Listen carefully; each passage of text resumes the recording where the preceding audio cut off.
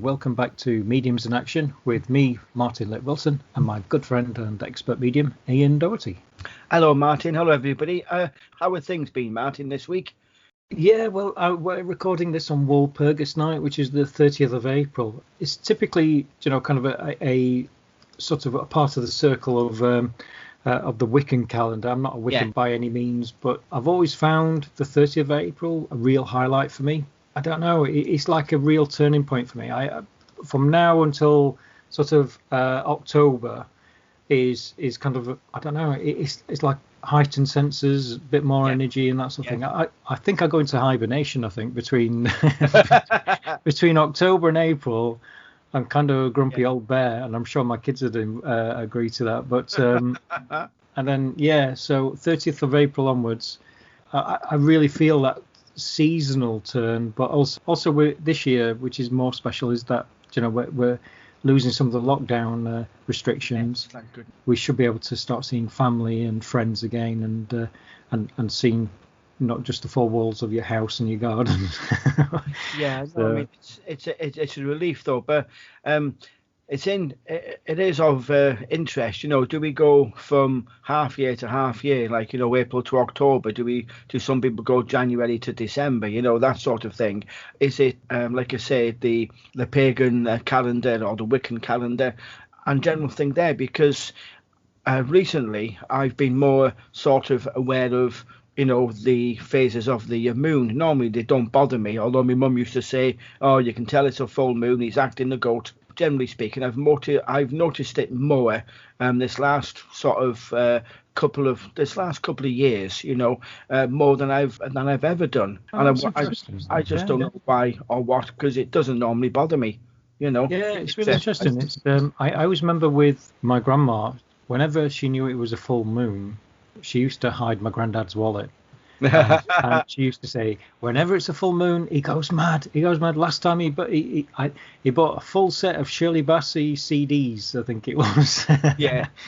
He went mad with his wallet. So she used to hide his wallet. And obviously things like lunatic, lunar, meaning moon. And so there was always that sort of links with human behavior and the moon. Maybe it's just kind of I want to say that it's almost like you're connecting greater with the moon, maybe because of the ebbs and flows, and that's how life is. And I suppose working with spirits is as well, is you're seeing these ebbs and flows that the moon puts onto the earth physically as much as mentally. Well, yeah, it does, because it must affect the Earth's gravitational field, and therefore our own energy field. It has to have some sort of impact on. What I did for about a year is I monitored the ghost hunts that we did. I monitored the phases of the moon to see if there was any increase. Now, being aware of magical texts and folkloric beliefs, when the moon is waning or when it's in dark moon, that ideally should have been the time when we should have seen an increase in activity. But sadly, I saw no consistency with any lunar phases and paranormal activity. None whatsoever. I did a similar one, to see if it was more heightened on like Halloween. Was Halloween any busier than any other time of day, any other time of the year, sorry. Because obviously we've done ghost hunts in the summer and in the winter. When they reckon in the winter, the way the ionosphere is, there's less ionization in the winter months, generally speaking, than there is summer-wise, because there's more sun. Was there an increase in activity there? And I just put it down to people's expectation of things happening because it was Halloween. I remember being interviewed around 2008, 2009, and I think it was the Londonist, which is a online magazine, and they said, when's your busiest time of the year? It must be Halloween. And I said to them, I said, that's a really, really good question. And I'll actually find out for you. And I went through consistently for 6-7 years. We'd been running ghost hunts, and we had more events in August compared to Halloween. Yeah, I'd just say that. August, and that was demand. That was purely demand. And also, actually, it was far more conducive, I think I want to say, to run them in August, because you didn't have the freezing cold of winter.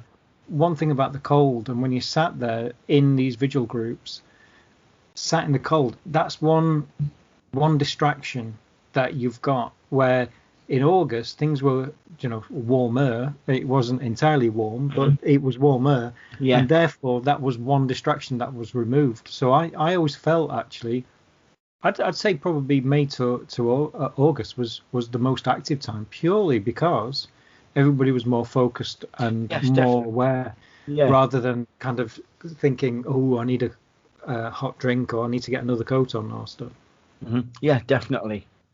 We've had some really good interaction and questions from people, and we've been inspired by one of our students, a lady called Tina. She wrote a really nice question on our study group on Facebook. Anybody who joins our course is allowed on our study group, and we help support people as they're learning mediumship. And she wrote this: I have also been on many paranormal investigations. I've also been terrified of communicating, even though I've actually wanted to, with spirit. And on investigations, I'm normally the one hanging off someone's arm. However, the more I have been developing and working with my guides, I have too, I feel something has shifted. I am no longer terrified like I used to be. I even went on a paranormal investigation a few months ago and was able to wander independently without being full of fear. My question is, what has changed? Why am I no longer terrified to meet or communicate with spirit? I think that's such a great post. I really appreciate. Definitely. I really appreciate Tina posting that for a number of reasons. I think, firstly, because it shows her experience.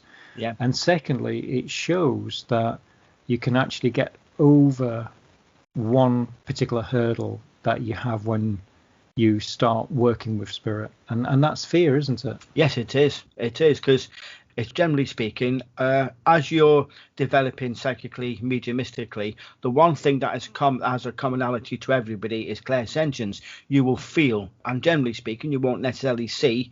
You might hear thought form, you might see occasionally, but normally it's feeling. And when you have that, I can feel something in my room, I don't know what it is, then the mind goes into fight, flight, and you're imagining monsters. So you become scared. You want to hide. You want to get away. It's important. I'm being attacked, or however you perceive it on your own personal beliefs, religious or otherwise. So you're looking at a fight and flight response until you become more fully aware of what it actually is.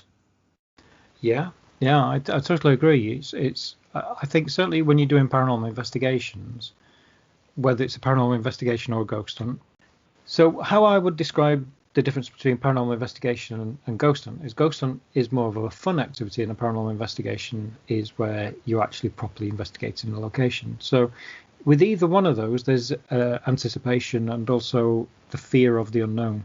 And that really is what Tina is explaining there, is when you start working with spirit, you're working with the unknown, and that's where the fear creeps in. And what we say to our pupils when they start working with us or working on our course is, we have a series of activities where we talk about meeting your guide, and it's about building that relationship, firstly over a period of time, but also through 3 activities, which involves meditation and also writing down notes about feelings, what you sense from your guide.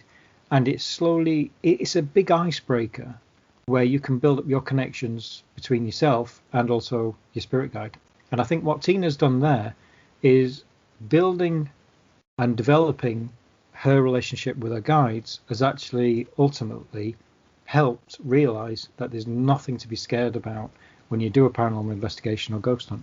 Yeah, definitely. When you think about things, Martin, what you put, it's a trust thing, because building the rapport with your guides is where there is trust, because you do rely on your guide more than you do realize, particularly when you're on a paranormal event, a bleak ghost hunt, because you're thinking, oh, it's fine, I'm safe, I got my guide here with me. And when you're developing your mediumship, you can talk to them. And I would advocate this, if you've got a question, oh, what does this mean? Or I don't understand that, could you help me? And you'll find the answer will be given, and it's very much when you build it up, you lose the fear then of talking to, or what happens if I see a spirit? What happens if I talk to them? Well, you're doing it with your guides. If you're visual, you then see your guides, you hear your guides, you feel your guides. It takes away the fear. Another situation with it is knowledge. The more you read about it, it removes the fear, so it's fear of the unknown. It gets taken away, doesn't it, Martin? That thing as well is you're building up your relationship with your spirit guide. You can feel your spirit guide with you when you walk around locations, and I should imagine as well that there was a little bit of fear of the dark, a bit of fear of the unknown. What am I walking into? And just having that guide walking with you when you're doing this, it's great having that. You've got somebody with you as you're walking around, and also, as I've said before, it's almost like having a firewall there. It's kind of predetermined that, if something's going to shock you and it's going to be a negative experience for you, you're not going to communicate with that, because essentially your spirit guide's not going to allow you to do that. It's going to guide you away from that, or kind of push you along subliminally, I'd say. Is to something that's going to be constructive for you, but also for spirit as well. And it's interesting that, when we work together, we both pick up on separate things, but sometimes we both pick up on the same thing, and it's just how spirit works together. We've both had very different life experiences and have very different personalities, but we do cross over, and that's where we get, where we are able to connect with similar spirit. And it comes back to what we were talking about last week, really. We must be on a similar vibration at certain times. When we're sensing, we're picking up that resonance. But I think it's really good, because what Tina's highlighted is doing psychic courses. Not psychic courses, doing mediumship courses allows you to break down the first hurdle, because I think the first hurdle is the unknown. Yeah, definitely. The amount of questions we get from people who say that they can't get any further, so instantly they're putting a boundary up. They can't get any further. They talk to their guide, but they're scared of who the guide could be, or what it is, or I can't see them yet, but I've heard them, and it's all part of the communication, and we've often said that sometimes you might have to go back, once, twice, to do the meeting your guide activity before you get that real connection there. And it's just about relaxing, and it's about being aware of the sensations as well. Yeah, it is. It's ruling out what is not, which we've talked about on podcast. What is not spirit, twitches through the nervous system into your skin, changes in temperatures, giving you a headache or a chill. Once you can rule all of them out, then, the way that your guide will talk to you at first, or will communicate with you at first, is through a clairsentience. You feel a heaviness around your head, you feel a heaviness around your shoulders, or you feel larger, then that is them coming close, and you get the idea, oh, that is my guide, his name's Samson, and he's 7'3". And then you can look at it. You might be, I feel very, very, very dainty. I feel happy, gaiety, where you have, say, a slight lady with you, so they will give you feelings. So it's all centered on clairsentience, because every psychic, every medium is clairsentience. It's the bread and butter. If you class yourself as being having a strong empathy, you're clairsentient. Okay, so you're looking at, most of us, I dare say, at some point are seeing somebody where we feel they're unhappy or they feel sad, not by how they look, but how they are. And that is a form of clairsentience. The only difference where it comes from psychic and mediumship is, with psychic, I'm feeling the person. Yeah, with clairsentience, it's just appertains to you're feeling those sensations with a spirit person, because you can't see them, so it's from a distance. So you're looking at it. Everybody will have that faculty. It's what else you have. Your makeup, if you're very visual, which is very much me, then I was seeing spirit as much as I was feeling them, and then I was hearing them. When you look at the way you react to being taught, some of us want to make lists. We write everything down. We are more likely to feel spirit first, hear them afterwards, and perhaps see them at a later date. If we need somebody to show us how to do something and then we can do it, or if you read a lot and you have that image in your mind as if you're watching a film as you're reading a book, then you will be very, very much clairvoyant, So the main thing is having the trust. That was one of my cats walking across my keyboard. Sorry, Marty. It's when you have the trust with spirit that what you're getting is right. You understand it, you recognize it. So Tina has had these experiences over a prolonged period of time, not just over a week or two, over a prolonged period of time, where she's become used to her guide's energy. She's become used to her guide's feelings. She knows she'll know what it's like as soon as that person steps into a room, steps into her energy. She will know, oh, that's so and so, that's guide A or guide B. So straight away, it's the comfort, it's the understanding. That's what's helped with removing the fear. Some people have said to me, well, I'm not like the Derek Carras, or they walk around these places with confidence, or even yourself, Ian. People have said, I don't know how Ian can walk around locations and pick up this, that, and the other. And I said, a lot of that is confidence, but not confidence in ego terms, but confidence in the knowledge that he's receiving from spirit and what he's been given. And it's a flow that comes through, and he's because you've got that trust. There is a purity in the information that comes through. Definitely. And therefore it's uninterrupted. So that's why we've had so many hits with you on locations. Mm-hmm. The information that comes through is when you allow that purity to come through and that trust to build up, you will become a more accurate medium. So anybody out there, try not to trust the information that's coming through, make notes and let it flow, because that's when you really get some amazing stuff, especially if you like investigating, or if you're interested in maybe even giving readings. Allow the flow to happen. When you start doing the interpretation, that's when often mediums fall down, is when they try to interpret what they've been given. That's when they fall down, and that's where the inaccuracies come from, because we're trying to put our life experiences on an image that we don't understand. And I have no doubt with Tina's path going forward is, as the more she goes on our course and does the variety of activities, and obviously she's done paranormal investigations, she's going to get more details, more investigation, more information from the investigations, and I have no doubt that I think she's done incredibly well, and it's the first hurdle of mediumship that she's done, 100%, and that's why we wanted to share it with you. Is don't be so hard on yourself that if you do the first activity and then you're kind of thinking, well, I don't think I've progressed, I've not done this, or what. This is why we've kind of moved from Udemy, really, because on Udemy, everybody expects to watch a video for 10 minutes and instantly become a medium. Yeah. It's not about that. It's about mediumship is not a quick run to the park. It's a marathon. It's about building up your skills, and your skills change, your spirit guides change. And if you've got a passion for this, keep on doing the meditation, keep on doing the activities that we talk about, especially the meeting your spirit guide. I still do that now. Sometimes if I feel I'm losing connection, and the reason why I'm losing connection is because I'm so obsessed with the earthly things instead of the spirit things. Yeah. I will sit down and quiet myself down, and I'll ask my guide to come forward, and I'll ask them to be close to me, and I'll get that information. And it allows me mentally to connect, not spiritually, just mentally connect. If I've not been focused on spiritual matters for a while.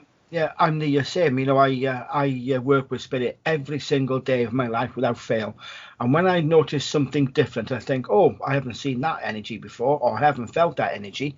I will do like you just mentioned. I'll sit down, I'll relax, and I'll start talking to spirit. Who are you, please? how can I help you? Is there anything I can do for you? And we just talk and build up, and then I get a lot of information coming through. Oh, my name is, I'm here, I'm going to do this, not to worry. It's just a general thing, but I don't just say, oh, who's that, and then do nothing. They're here for a reason, so I sit down, give them the respect they're asking for, and we talk. That sounds really good. Now, so we just wanted to talk about that today, to give you the encouragement if you're a budding medium, or maybe a medium but still feeling that fear factor, then start kind of trusting. And something that myself and Ian have always said is also keep it simple. Don't overcomplicate it. Don't start dowsing. Don't start, kind of overcomplicating all of this. The way how mediumship works is when it's in its simplest form, and simplest isn't derogatory, but the simple stream between yourself and your spirit guide happens when you remove all the fluff and it's just you and them, and that's when the magic happens. Yeah, very definitely. Excellent. If you've enjoyed this podcast today, please you could buy us a coffee. We have that on the links on the podcast details, and it's also on our Facebook. You can buy us a coffee for $3, and it helps support our podcast and the free content that we put out there. And also there's details of our mediumship course on there as well. I can't even remember how many people have taken the course now. It must I think we're in, is it 38 countries now, I think? So we're in 41 countries and 659 students. Wow. And a high percentage of those are onto the student group as well, which is absolutely great to see people on there. And we always try to support every student. If they've got any questions, if they've got, it doesn't matter what questions they are, we will try and help them, or at least provide references where we can guide them if it's something outside of mediumship. So we're always there to nurture people's abilities without any ego or ulterior motive, shall we say. We're just here to help people. So it's been a great one to record with you again, Ian. And, likewise, Martin. It's always nice chatting with you, and and having these talks. We always learn. We can revisit and relearn, I think, as well, as much as anything else. Absolutely. And interestingly, over this next 2 weeks, I've just remembered, I think there's 3 supermoons, I think. So maybe you need to keep I think there's a pink moon just gone, isn't there? 3 pink moons, that's it. Yeah, we've got 3 pink moons over this. It's some sort of weird cycle that's happening. So I don't know, maybe lots more positive news coming through, I think. Definitely. Hopefully the COVID goes to one side. Well, it seems to be getting there. It's for our good friends in India. I really feel for the cases there, and sending love and healing. Indeed, Martin. And hopefully there's a very quick turnaround there to halt what's happening there, and across the world as well. So wherever you are, everybody, we send you love, healing, and our thoughts, and please remain positive for the future.